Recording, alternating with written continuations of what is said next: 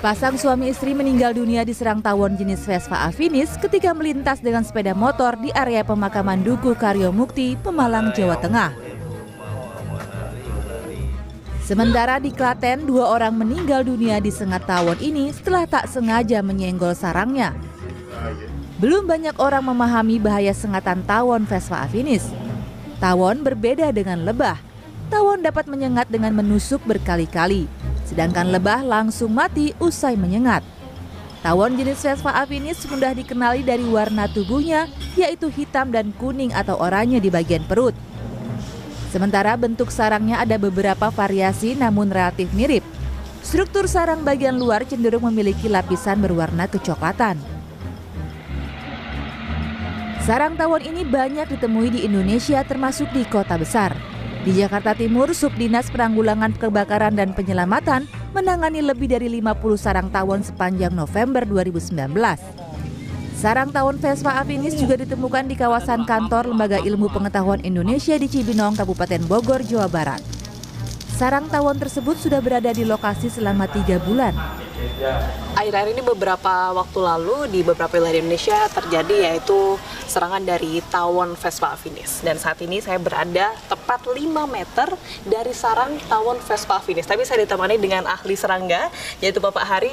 Pak, kalau dari tawon Vespa Afinis yang mematikan beberapa kasus begitu ya, apa sebenarnya yang menyebabkan ini dari sengatannya itu berbahaya? Ya, memang tawon Vespa Afinis ini memang mempunyai satu yang kita namakan venom atau racun ya, sehingga memang kemudian dia mempunyai potensi untuk menimbulkan kematian bagi korbannya.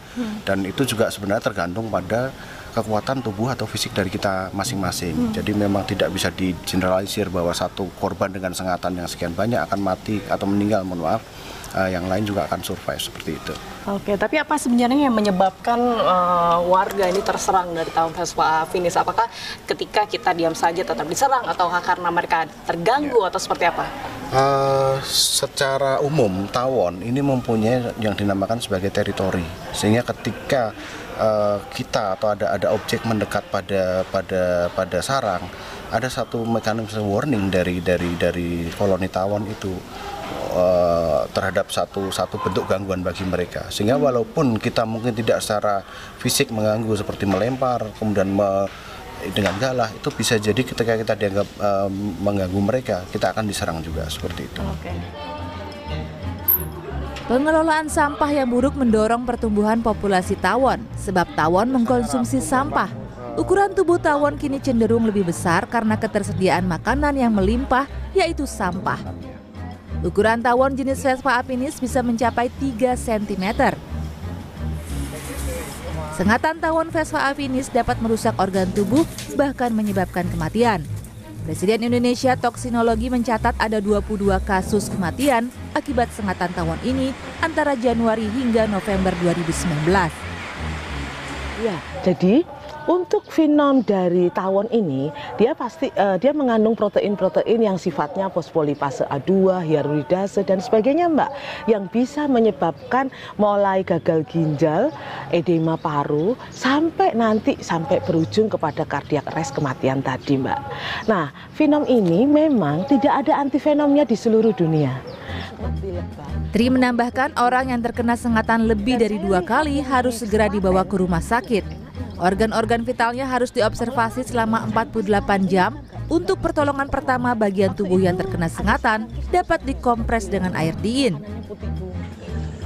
Masyarakat patut waspada dan segera melapor kepada Dinas Penanggulangan Kebakaran dan Penyelamatan jika menemukan sarang tawon Vespa Afinis. Pemindahan atau pemusnahan sarang yang tidak tepat dapat mencelakakan diri sendiri. Proses evakuasi lebih aman dilakukan pada malam hari karena tawon tidak cukup aktif ketika gelap. Selain itu, tidak banyak aktivitas warga. Karena ketika tawon itu kan tidak semuanya pada saat kita lakukan evakuasi, semuanya akan masuk di dalam, karena kita pergunakan ini tas plastik besar ataupun karung untuk kita memasukkan. Jadi cara penanganan itu seperti kita memetik mangga lah, ya, seperti kita memetik buah mangga.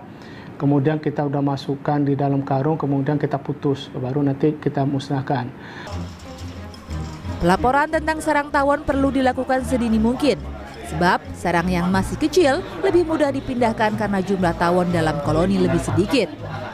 Untuk daerah Jakarta, warga yang menemukan Tim Liputan CNN